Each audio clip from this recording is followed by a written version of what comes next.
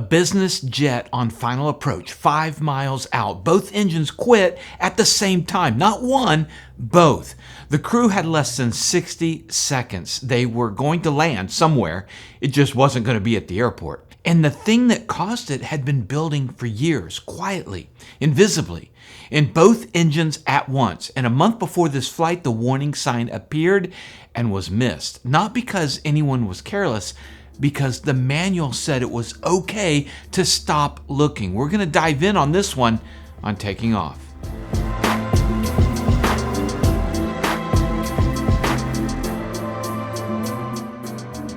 Hi, I'm Dan Milliken. The NTSB published the final report on this accident on April 23, 2026, more than 2 years after it happened. And what they found is one of the more unsettling technical investigations I've read in a while. Not because anyone did something reckless, but because the system that was supposed to catch this had a hole in it. And it took this accident to find that hole. Before we go any further, Captain Ed Murphy and First Officer Ian Hoffman did not come home from this flight. And by all evidence in the NTSB final report, they flew this airplane with everything they had right up to the end. They were true heroes. My prayers go to their families and to everyone who loved them. Now, let's find out what happened. February 9th, 2024. The aircraft is a Bombardier Challenger 604. It's a mid-size business jet, a twin turbofan engines, 2 GE CF34 3Bs. And these numbers will mean something critical here in a moment. Now, each engine was rated at more than 9,000 pounds of thrust. The airplane's comfortable, capable, and by any measure, a mature, reliable platform. The operator was Ace Aviation Services, doing business as Hoppajet, based out of Fort Lauderdale Executive Airport, about 4 nautical miles from the Atlantic coast. Again, a seemingly minor detail that actually becomes a critical part of the story. They ran a Part 135 charter certificate, 6 aircraft in their fleet, all of them powered by the same CF34 3Bs. This particular airplane, registration November 823 Kilo Delta, had been flying for 20 years. It was manufactured in 2004, and it spent its first 16 years primarily based in Barbados, and it came to Hoppajet in 2020.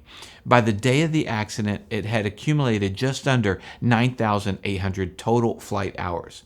On this day, the airplane was returning from Columbus, Ohio to Naples Municipal Airport, APF, in southwest Florida. The crew had fueled up with 350 gallons Jet A at Columbus. The weather at Naples, it was VMC, visual conditions. The pilots could see the runway from miles out. It was a routine approach. On board, the captain, the first officer, a cabin attendant, and 2 passengers. At approximately 3:08 p.m., the crew checked in with the Naples Tower on a right downwind leg, maneuvering for a 5-mile final to runway 23. The tower cleared them to land. At 3:09 p.m., 22 seconds, both pilots advanced the thrust lever slightly into increase to 65% on both engines, consistent with a normal power adjustment on approach. 1 second later, both engines began rolling back. Not one, both, simultaneously. N2 dropped to sub-idle on both engines within seconds. Interturbine temperature climbed on both, and it kept climbing. The airplane began decelerating immediately. Now, 11 seconds after advancing the throttle levers slightly, oil pressure warning on the number 1 engine. 1 second later, oil pressure warning on number 2. And then at 3:09, 40 seconds, 18 seconds into the crisis, the master warning engine illuminated on the ICAS, that's the engine indicating and crew alerting system, the cockpit's warning dashboard. Triple chime, red text, the system designed to alert them was alerting them. At the same time, the engine interturbine temperature, the ITT, exceeded redline, 889 degrees Celsius. The FDR, the flight data recorder, recorded this whole sequence. The FDR did not capture thrust lever position. It's not a required parameter on this aircraft, but the NTSB analyzed the N2 behavior and deceleration profiles across 56 recorded flights and concluded this was not a fuel cutoff, not a combustion combustor blowout, not a flameout. The engines stalled internally, a compressor stall, and I'll explain exactly what that means and why it happened on this approach and not on the 33 flights before it. For non-jet pilots, you need to understand what a compressor stall is because this is not a concept most people have any reason to know. Jet engines work by compressing incoming air, mixing it with fuel, igniting it, and pushing the exhaust out the back. In simple terms, it's described as suck, squeeze, bang, blow. Inside the compressor section, there are rows of spinning blades and rows of fixed vanes, and they adjust the angle of those fixed vanes to control how much air gets into the compressor depending on how hard the engine is working. At high power, the engine needs a lot of airflow.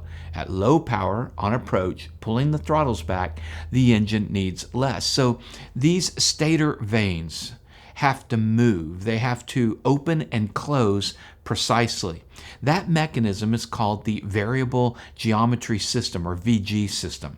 If the vanes get stuck, if they can't travel through their full range, the compressor can't sustain itself at low power. The airflow becomes mismatched. The compressor stalls, not a flameout. The fire isn't out. The engine just can't keep spinning at a functional speed. It collapses, sub-idle, powerless. And that's what happened at 3:09 and 23 seconds on both engines simultaneously. Now, we need to understand why this happened. The NTSB's chemical analysis tells the story. When investigators examined the high-pressure compressor cases on both engines, they found corrosion, significant corrosion, most concentrated in the VG Stage 5 area. The chemical structure, steel corrosion, plus elements commonly found in seawater, chlorine, sulfur, sodium, calcium, potassium, magnesium. This is saltwater corrosion. The NTSB does not identify a single event. No one dropped this jet in the ocean. This was cumulative chronic exposure to humid, salty air. The airplane spent 16 years based in Barbados, then 4 years based 4 miles from the Atlantic coast in Fort Lauderdale. For 20 years, this aircraft breathed salt air, and it built up layer by layer in the VG Stage 5 spindle bores of both engines. When the NTSB tested the VG hardware, here's what they found. The Stage 5 stator vanes could not travel through their full range. Higher than normal pressure was required to move them. The response was slower than normal. In plain English, the mechanism that should have opened and closed freely was partially seized on both engines. Same corrosion signature, same mechanism, same degradation. Not a coincidence, a shared history and identical operating environments producing an identical failure. At high power, it didn't matter. The vanes didn't need to move as much. The stalls didn't occur. The problem was invisible at cruise. It was invisible at climb. It was invisible at every power setting except one. Only on approach, at low power, when the vanes needed to travel fully, did it reveal itself. Now, back to the flight deck. Both engines sub-idle, decelerating fast. The crew selects flaps to 45 degrees. Selected airspeed changed to 140 knots. The airplane is now descending at more than 1,500 feet per minute. 3:10, 3 seconds. The crew is at approximately 1,000 feet pressure altitude, 122 knots, on a shallow intercept angle for the final approach course. It's now been 40 seconds. The captain transmits to the tower. Hey, Challenger, Hoppajet 823, lost both engines, emergency. I'm making an emergency landing. The tower acknowledges it, clears them to land. Now, 3:10 and 12 seconds, 900 feet, 115 knots. Whoever's got the emergency, clear to land, runway 23. Is that Hoppajet 823? We're clear to land, but we're not going to make the runway. We've lost both engines. They knew. 90 seconds from sub-idle to impact. They had time to recognize the situation, communicate it, and make a decision. They were going to land, they just weren't going to make the runway. There was some discussion among the two pilots of what they should do, with the captain deciding to put it down on the interstate. At 3:10:21, the stick shaker activation 490 feet in altitude, 112 knots. Stick shaker is a physical warning to the pilot. The control column actually shakes, that the airplane is approaching a wing stall. Airspeed getting dangerously low. The crew responded by reducing the pitch. They kept flying. They handled this part right. Fly the airplane as far into the crash as possible. They didn't let it stall and fall from the sky. At 3:10:47 seconds, ADSB data ends, and that's the moment of touchdown, not on a runway, on Interstate 75. Dashcam footage from a vehicle driving southbound on I-75 captured what happened next. The airplane descended into frame, then it aligned with southbound traffic. The left main gear touched down first, and the right main gear came down in the right lane, 110 knots, about 126 miles an hour. There was conversation on the CVR about trying to make it to that grass on the right side, and the airplane tracked right through the breakdown lane, down an embankment. It struck a non-frangible highway sign, which caused it to veer right and then hit the concrete sound barrier wall. Both engine thrust levers were found near the idle stop. Flap selector at 45 degrees. The crew had configured the airplane correctly right up to the end. The forward fuselage was consumed by post-impact fire, and both pilot seats and the forward flight attendant seat, which was unoccupied, were separated from the aircraft and found in the debris field. Captain Murphy and First Officer Hoffman were killed. The forward door was blocked by fire. The overwing emergency exit was also blocked. And that's where Sydney Bosmans made a decision. She was 27 years old and was the cabin attendant. According to the NTSB, she was the first person on board to realize something was wrong. She saw red warning messages on the cockpit screens before she heard anything from the pilot. She heard one of the pilots say, "We're in an emergency," and she asked if she should prepare the cabin. She was told, "Brace for impact." And for a moment, she froze. Training collided with instinct. Stay seated or move. She chose to move, and that decision likely saved her life. She then instructed the two passengers. After the crash, she attempted the forward door, but it was blocked. The overwing exit blocked. She went to the baggage compartment door in the tail section of the aircraft. She got herself and both passengers out through it. And here's the detail the NTSB specifically noted.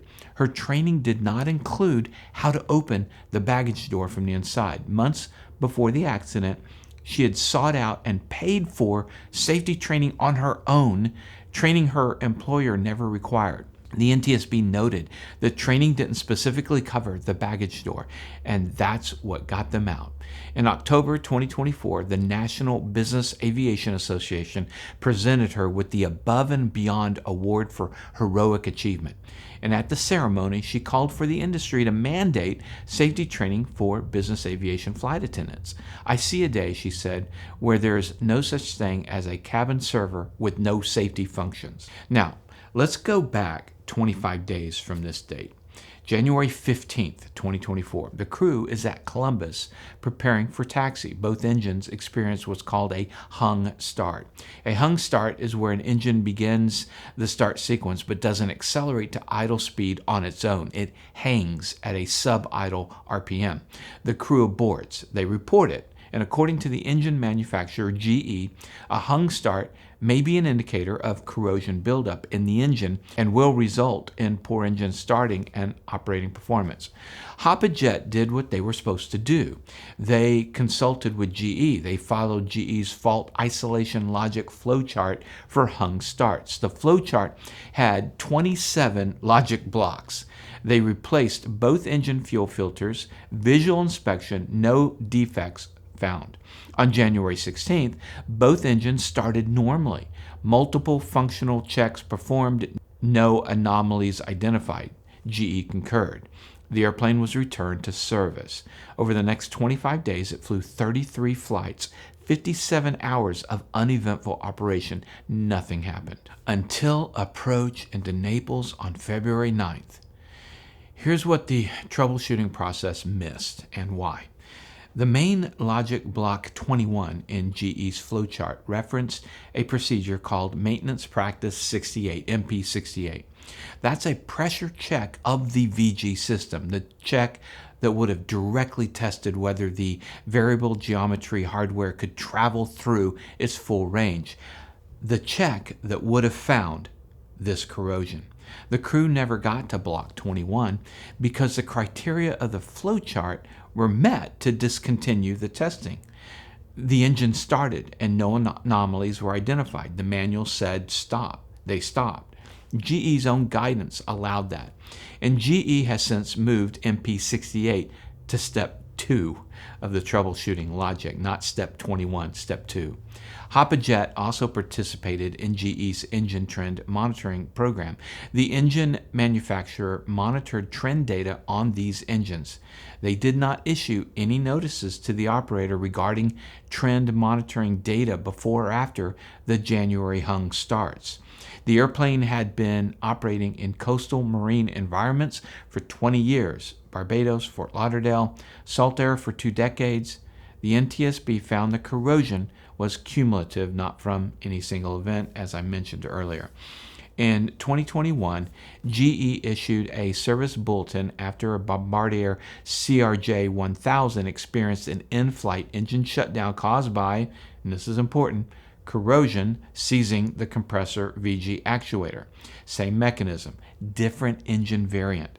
The FAA followed with an emergency airworthiness directive, but that directive covered the CF34-8C and CF34-8E variants, the engines on commercial regional jets. Now, the CF34-3B, the engine on this Challenger, was not included. Following this crash, GE issued SB, a service bulletin 720345 in May of 2024, a one-time VG functional check for all CF34-3B engines with a recent hung start. In May 2025, a year later, a broader borescope inspection bulletin for all CF34-3B engines. In February 2026, new special requirements for engines operating in marine and salt environments. And the fault isolation update, MP68 moved from step 21 to step 2 in the hung start troubleshooting logic. As of March 2026, 1,085 engines have been inspected under the subsequent service bulletin. One additional engine failed and was removed from service. As for Hoppajet's own fleet, following the accident, they inspected all 12 engines in their 6 aircraft fleet. Of the 4 engines that were pulled and sent for full evaluation, 2 had corrosion. And here's what the NTSB's probable cause statement says verbatim. Corrosion of both engines' variable geometry system components, which led to their operation in an off-schedule position and resulted in near simultaneous sub-idle rotating compressor stalls on approach, subsequent loss of thrust in both engines, and an off-airport landing. Contributing to the accident was inadequate fault isolation guidance from the engine manufacturer, which prevented the identification of corrosion buildup in the VG system components during troubleshooting of hung start events of both engines about 1 month before the accident. Read that contributing cause again. Inadequate fault isolation guidance from the engine manufacturer. It wasn't pilot error. It wasn't operator negligence. It's not a rogue mechanic. The guidance that the industry relied on to troubleshoot this exact symptom had a gap. The check that would have found this was step 21 to 27, and the guidance said it was okay to stop at step 3. The hung starts were the warning. The maintenance team found them, reported them, and followed the process correctly. The process didn't lead them to the answer, and 25 days later, 33 uneventful flights later, the answer found them on final approach into Naples. And one critical takeaway. There were some social media so-called experts that claimed it was water in the fuel. They had decided what happened. Had we accepted their explanation, the real cause would not have been found and corrected. And this is why a thorough investigation is needed. There are 2 other threads that aren't fully resolved. The NTSB noted that the aircraft had accumulated corrosion over 20 years of coastal operation. There's nothing in this NTSB report that flags marine environment operation as a specific category of risk, requiring additional inspection intervals, at least not in the pre-accident regulatory framework. GE's February 2026 bulletin adds those requirements now. The absence of them before this accident, at minimum, is a fair question. What remains unresolved? The litigation is ongoing. HoppaJet has filed suit naming GE Aerospace, Bombardier, and several maintenance firms. And the regulatory question, whether the FAA's response to commercial CF-34 variant ADs should have extended to the business jet operators of the CF-34-3Bs. That question is not answered in this report. It may be answered in subsequent rulemaking. And here's what I take away from this one. The hung start on January 15th was the alarm. 2 engines, same symptom, same day. The maintenance team heard it, responded, followed the correct procedure, and the correct procedure wasn't deep enough to find what was wrong. I think about this as a pilot. I've had anomalies that I've investigated, I've checked, I've confirmed that they were okay and moved on. And that's what you're supposed to do. You follow the process. You don't invent problems that aren't in the manual. But this accident is a reminder that the manual can have limits, gaps, and sometimes the limit isn't visible until after the fact. And Sydney Bosman's 27 years old, smoke coming in from the front of the aircraft, forward exits blocked, passengers behind her. She found the door because of training she sought out. Everyone in the back of that airplane is alive because of her. And that's a takeaway for me. Don't just rely on bare minimum training. It's not enough to be legal sometimes. It's better to be proficient. It's simple. Train for more doors than you think you'll need in aviation and beyond. The formal curriculum covers what someone anticipated. Real emergencies don't always read the curriculum. Thanks for watching, and thanks for our sponsors for making reports like this possible, like Flying Eyes. These are the perfect glasses for people who wear helmets and headsets. These patented frames are super thin and bend to become the most comfortable glasses you'll ever wear under headsets. Go to flyingeyesoptics.com/takingoff10. You'll get 10% off your order. Links to them and our other sponsors in the description below. If you haven't seen our full report on the LaGuardia collision, that's linked right here. And if this channel is useful for you, subscribe.